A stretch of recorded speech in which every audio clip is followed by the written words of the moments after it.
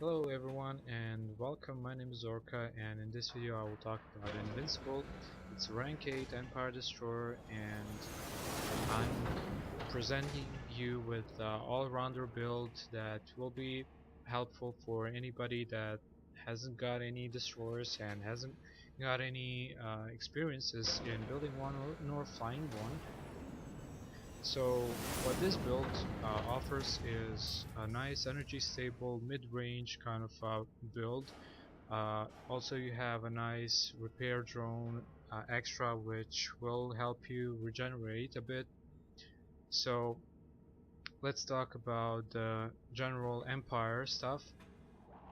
Empire ships offer a nice damage output with hull tanking option, and the shields are really weak in their ships, but it's not that important right now. The other important stuff is their true weakness, and that's energy. You should always keep an eye on the energy and always devise a build that's helpful to you in terms of stable energy reserves. So other than those three facts, everything else is basically a thing of meta building. So I'm presenting here a nice stable foundation for any player that hasn't got any experience in these ships, this class of ships. So let's go over the general build. So when you're building the ship, you will have this menu open. So you will have to choose your own special modules, level bonuses, and module slots. So in this case, I would say go for the Empire Energy Router because it offers those strengths that Empire has, which is damage, and together with damage you have in that package you have speed buff and regen buff. So it's a nice all-rounder kind of module, and best suited for this Empire ship. For the Jericho and Federation, I would say go maybe for the Federation energy router, just for the sake of the speed. If you're not used to the special module and you just want to try out the ship and everything, you should probably go for the Federation just for the sake of speed, so you don't have to change all the time the special module options. So for the experienced players, I would say go for the Empire Energy Router because it's the best thing you can do. For the level 4 bonuses, I would go for regen, energy regen, because that's the only thing that you can't amplify enough on this ship, because uh, it's um, it's the weakness of this ship, that the energy reserves and regeneration in general. So you don't have to go for the sensor range because uh, I don't know, if you're building uh, a long range kind of a build, maybe go for the sensor range, but it's not really the best thing you should do. It's better to use a CPU slot for that.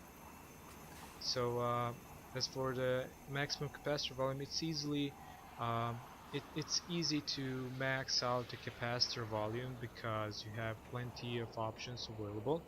So I will talk about it later. I will go for the regen, and as for the level 8 bonuses, I will go either for the power of support class modules or the energy drain. So I would most definitely go for the energy drain, just uh, for the sake of learning how to play with the destroyer. So I would go for a rank. I would go for a level 8 bonus like this one. Uh, the cooldown is not really that important. You won't have a chance to use it properly on this ship. So as for the modules, as for the slots in general, you should always go for 3 hulls, because 3 hull slots will definitely beef up your overall tankiness, because this is a hull tank, and being a hull tank is important for this Empire ship. And you can pretty much forget about the shields. You don't need them, so just don't rely on them at any time. Just uh, see see the shields as a damage buffer. So your first incoming damage will be soaked in the shields, and then you can have that few seconds of time to figure out what you can do, what should you do, and before the damage gets to your hull. So it's basically a damage buffer, nothing else. The shields are not really shields in this ship. So this is the very basic thing you should do with this ship before having more experience devising your own playstyle, your own build. So you can always refit your ship however you want, whenever you want, as long as you have the necessary credits to do so. You will need 3 million credits for refitting this ship and every other rank 8 destroyer. So whatever you want to do, the other 3 slots, you can do whatever. So this is the very basic stuff you should know about. I chose this build for the sake of showcase, but there's numerous other builds, of course.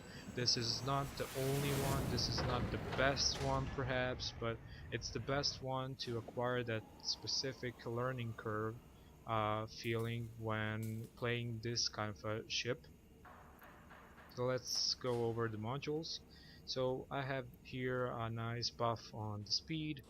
Uh, of course, on the capacitor there's voltage regulator for energy regen, and the shield slot is not for shields. I'm using it for the compact shield generator, which offers me 106% of capacitor volume. See how easy it is to max out the capacitor.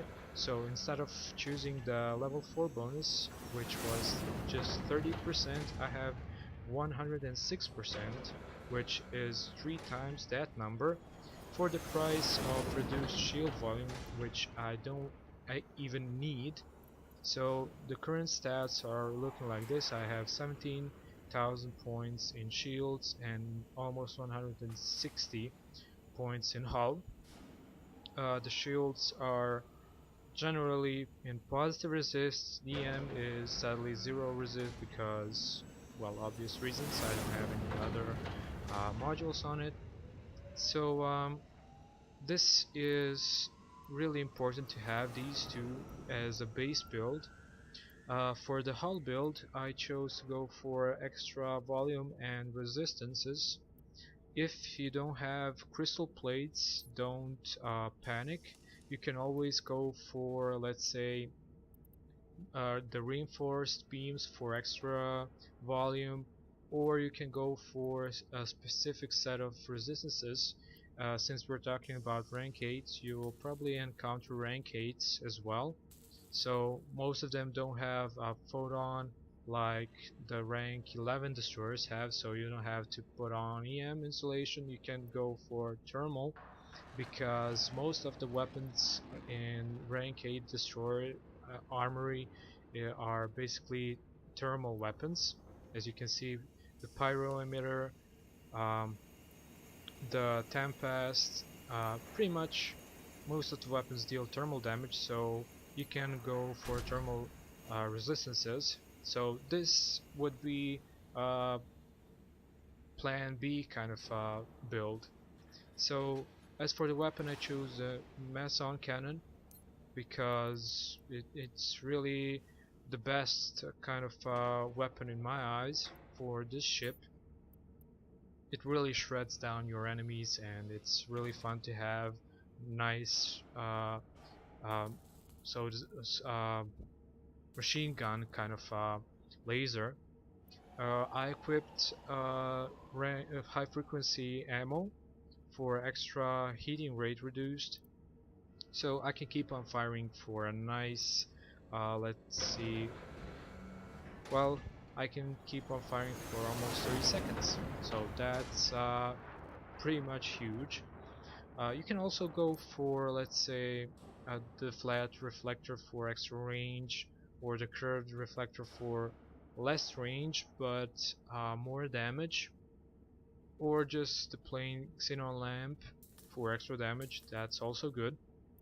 The focusing lens is only useful if you're going for a critical build and you need CPU slots for a critical build. So I don't have any, so I'm just alpha damage all the way. And I equipped the heavy repair drone just for the sake of being able to repair, and having that much resistance on my ship is really important. So whenever I repair, let's say 1,000 points which have at least 50 percent resists, I'm actually repairing 2,000 uh, hull points in terms of zero resistances. So that's the background math you will learn after a while of gaming and everything, but I hope you know what I'm talking about. So the overall module, active modules, well, the thing is, with this ship you don't have any modules on top of your ship. So the main kind of a play I used to do with this ship is I equipped the heaviest modules, active modules in terms of damage, one on each side. So I have each side covered with enough damage to help me sustain any attack.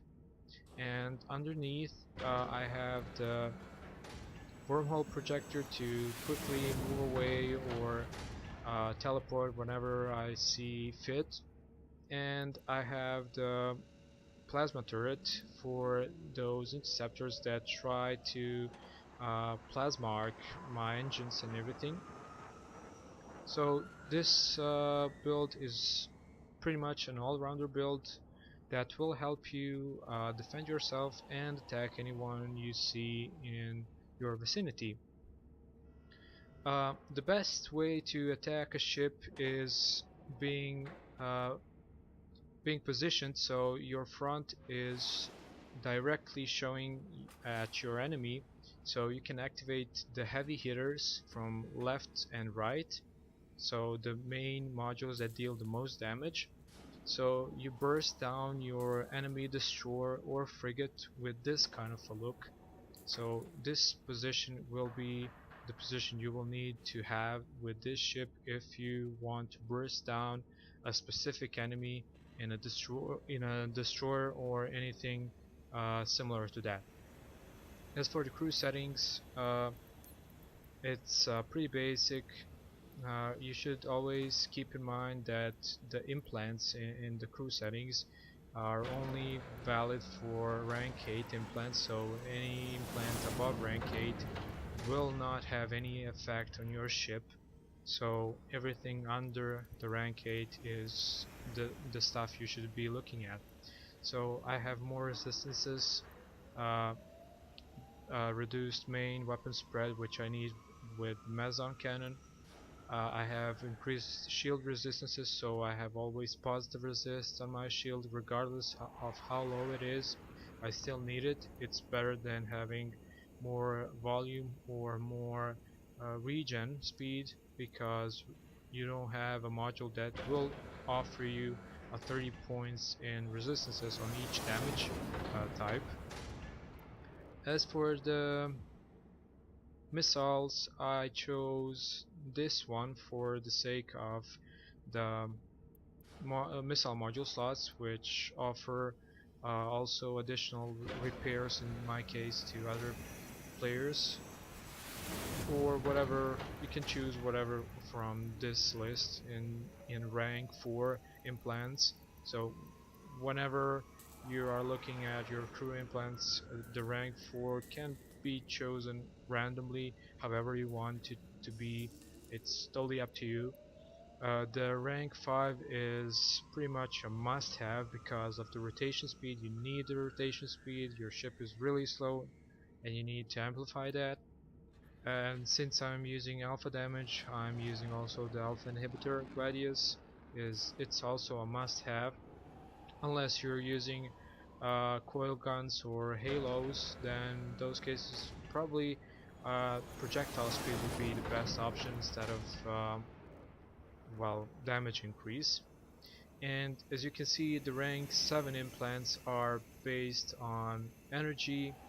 So since you don't have much shields, it's useless to go for this option. And since I talked about the capacitor volume and everything, well, we have enough capacitor volume now. We need some uh, energy regen, and since the afterburners are burning energy in a high amount, it's best to use the afterburner energy implant, so to cut down the energy losses. As for the rank 8, it's totally useless because it's about multipurpose modules which the destroyers don't have, so you won't trigger any effect on these modules. Multipurpose modules are the modules that grant you repairs and everything, and you don't have that in your active module slots.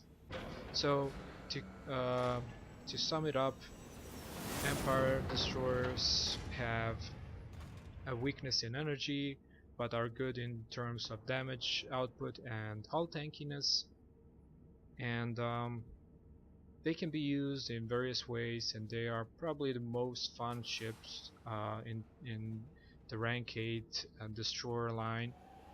Uh, as for the crew, I showed the crew, but I'm gonna show it again. So this is my crew settings for the rank 8 Invincible destroyer. With this build together, I would advise this if you have the crystal plates, which are a bit difficult to acquire, but if you have one, then go for it.